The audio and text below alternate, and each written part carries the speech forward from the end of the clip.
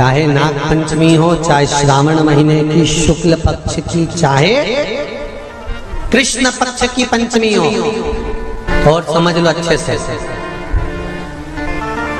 श्रावण महीने की पंचमी के दिन देवाधिदेव महादेव पर चढ़ाई गई शमी पत्र आस्तिक मुनि का नाम लेकर, कौन से मुनि? आस्तिक मुनि का नाम लेकर शमी पत्र को वापस उठाकर उसको अपने दरवाजे की चौखट पर कहीं पर भी या द्वार पर कहीं पर भी एक ओर रख देने पर घर के अंदर, बगीचे के अंदर सर्प प्रवेश नहीं करता। ध्यान रखिए, सर्प प्रवेश नहीं करेगा। शमी पत्र समर्पित करने पर, उस शमी पत्र को आस्तिक मुनि का स्मरण करने, कौन से मुनि हैं? आस्तिक मुनि का स्मरण करने पर भीतर घर के अंदर बगीचे में सर्प भी प्रवेश नहीं। उस शमी पत्र में जया, विषहरा, शामली वारी, दौतली और देव, ये पांचों कन्याओं का भाव प्रकट हो जाता है और वो कन्याएं हमारे घर के द्वार की रक्षा करती हैं। तुम्हारे घर की बहन बेटी क्या करती है? तुम्हारे घर की बहन बेटियां क्या करती हैं? घर में बहन बेटी आती हैं तो बद्दुआ देकर नहीं जाती। घर में कन्याएं रहती हैं, बद्दुआ नहीं देती। घर की बेटियां जब दरवाजा छोड़कर शादी कर वाले दिन, विदाई के दिन अगर जाती भी हैं तो बेटियां हाथ में धान भरकर फेंक कर जाती हैं कि मेरा मायका खूब फले फूले, आगे बढ़े। छापे लगाकर चली जाती हैं कि हमने हमारी जीवन की सारी दौलत, जीवन का सारा सुख अपने मायके में दे दिया है। वो बेटियां तो जया, विषहरा, शामली बारी, दौतली, देव, ये उस घर में निवास करती हैं जिससे ये पंचमी, कौन सी तिथि?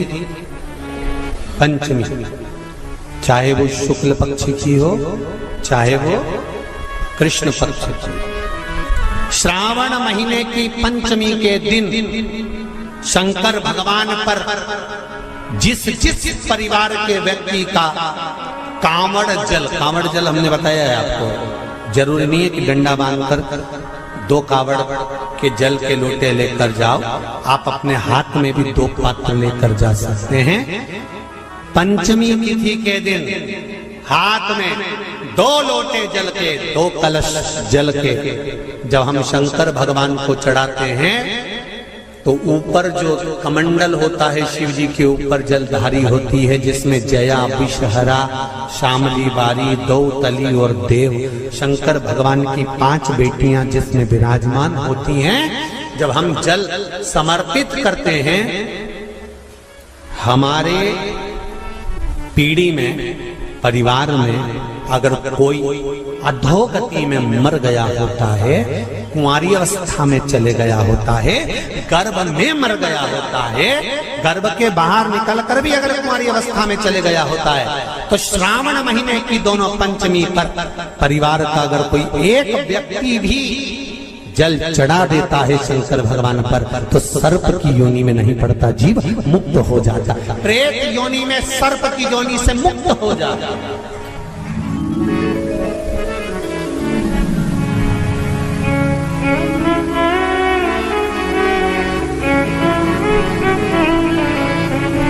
महाराज, हमारे यहाँ सांपों की पूजन कौन से दिन होती है, कौन सी तिथि में करते हैं? जम के बोलो जरा। नाग पंचमी। नाग पंचमी का मतलब क्या है? सांपों की पूजन करो। नाग पंचमी का मतलब होता है शंकर जी के मंदिर में जाकर 1 लोटा जल समर्पित कर दो। उसका कारण क्या है कि हमारे परिवार में, हमारे कुटुंब में कोई 7 कुटुंब में, परिवार में कोई 7 पीढ़ी के अंतर्गत भी अगर कोई जीव तड़प रहा होता है, बड़ा हुआ होता है, उसकी मुक्ति नहीं होती है, तो पंचमी का चढ़ा हुआ जल उस जीव को प्राप्त हो जाता है और वो जीव तर जाता है, उसका फिर जन्म नहीं होता, वो तर। इसको मुक्तता कहते हैं, इसको मोक्ष कहते हैं।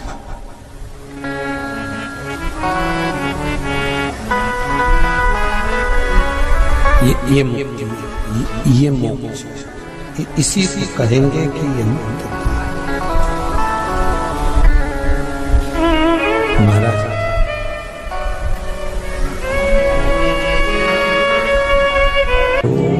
चाहे नाग पंचमी हो, चाहे श्रावण महीने की शुक्ल पक्ष की, चाहे कृष्ण पक्ष की पंचमी हो, और समझ लो अच्छे से,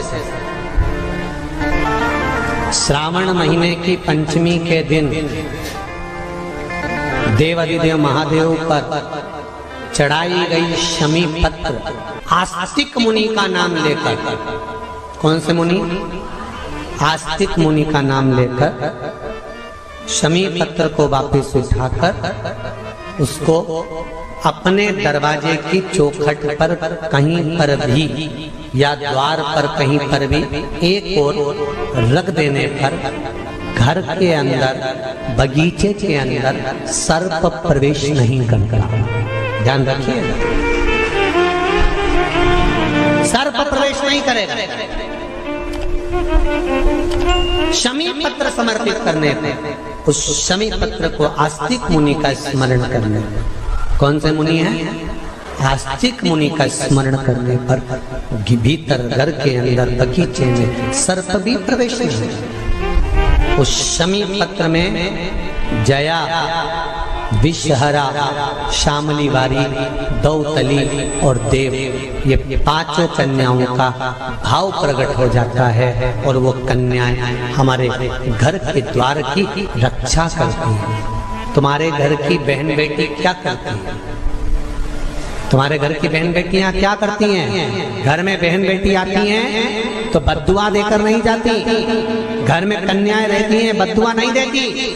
घर की बेटियां जब दरवाजा छोड़कर शादी कर वाले दिन, विदाई के दिन अगर जाती भी हैं तो बेटियां हाथ में धान भरकर फेंक कर जाती हैं कि मेरा मायका खूब फले फूले, आगे बढ़े। छापे लगाकर चली जाती हैं कि हमने हमारी जीवन की सारी दौलत, जीवन का सारा सुख अपने मायके में दे दिया है। वो बेटियां तो जया,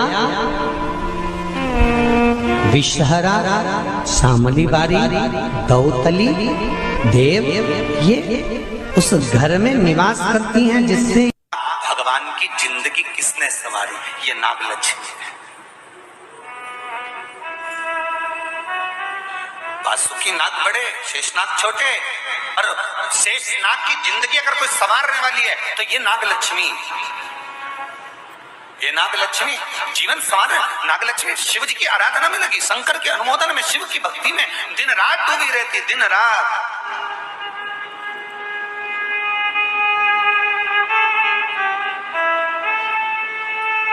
कितना सुंदर संवाद है।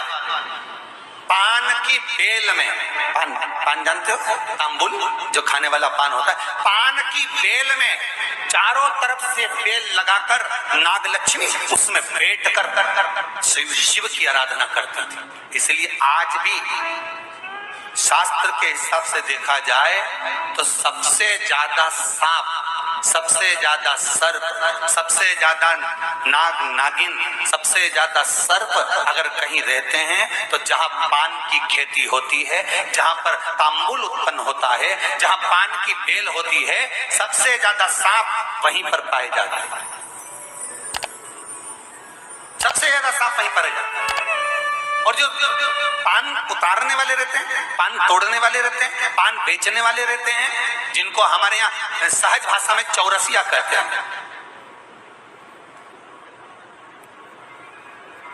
इनका एक विधान रहता है कि सांप पान के उस बेल में चारों तरफ रमे रहते हैं। पान की बेल में सांप के बच्चे चारों तरफ भ्रमण करते करते रहते हैं। और ये चौरसिया, पान उतारने वाला, बेल में से पान तोड़ने वाला, सांप के बच्चों को उठाकर, सांप को उठाकर उधर रख देता है और पत्ते तोड़ लेता है, पत्ते तोड़ लेता है। उसको सर्प नहीं डसते। क्यों? क्योंकि यहाँ पर वर है इन चौरसियाओं को। कई चौरसिया लोग सोचे होंगे कि हम नाग की पूजन करते हैं, हम सर्प की पूजन करते हैं, नाग पंचमी पे हम सर्प का स्मरण करते हैं, हमारे कुल देवता के रूप में हम सर्प पूजते हैं। पर कभी चौरसिया ने विचार करा कि आखिर तुम्हें कौन सा वर प्राप्त हुआ कि तुम्हें सर्प नहीं डसेगा? तुम्हें कौन सा वर प्राप्त हुआ कि सांप तुम्हें नहीं काटेगा? पान उतारते समय, पान तोड़ते समय, पान को ले जाते समय सर्प तुम्हें डस नहीं करेगा।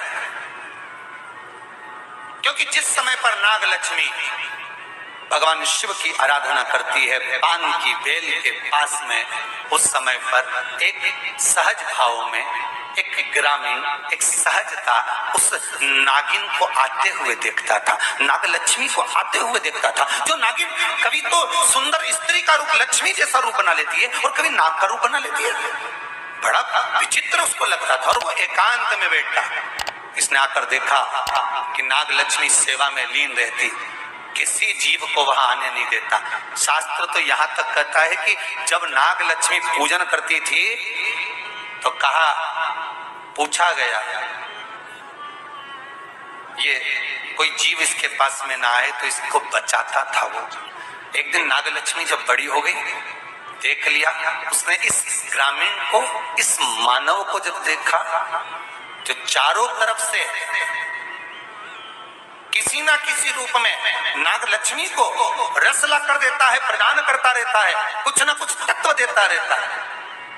कितना सुंदर संवाद है महाराज जी। नाग लक्ष्मी जब पूजन करने शंकर जी की बैठती थी तो ये जो हमारे हिंदू धर्म में एक ऐसा भाव कहते हैं, शंकर जी के अभिषेक में गन्ने का रस, अनार का रस, मौसम्बी का रस, ये जो अभिषेक कराते हैं ना ब्राह्मण जन, तो ये कहते हैं ये रस चढ़ाइए, इस रस से भगवान का अभिषेक करना है, गन्ने का रस से, इस रस से शिव का अभिषेक करना।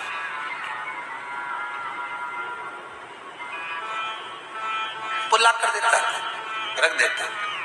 तो रोज नाग लक्ष्मी को रोज आश्चर्य होता कि आखिर ऐसा कौन है जो लाकर रोज रख देता है, कौन है ऐसा?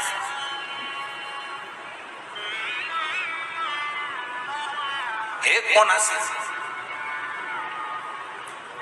आज नाग लक्ष्मी ने उस जीव को देख लिया, उस मनुष्य को देख लिया, तो चारों ओर से मेरी रक्षा करता, रस को लाकर शिव के लिए देता है। मैं तुझे वर देती हूं, तेरे वंश के अंदर कभी सर्प का डस नहीं होगा। तूने मेरी सेवा करी, शिव तुझे फल प्रदान करेंगे। वो चारों ओर से रक्षा कर कर रस ला कर देता था, इसलिए उसका नाम का संबोधन में भी चौरसिया जोड़ा गया। चौरसिया, चारों ओर से चौकसी कर कर जो रस ला कर प्रदान कर दे, उसके नाम में भी संबोधन है। Please like, share and subscribe channel.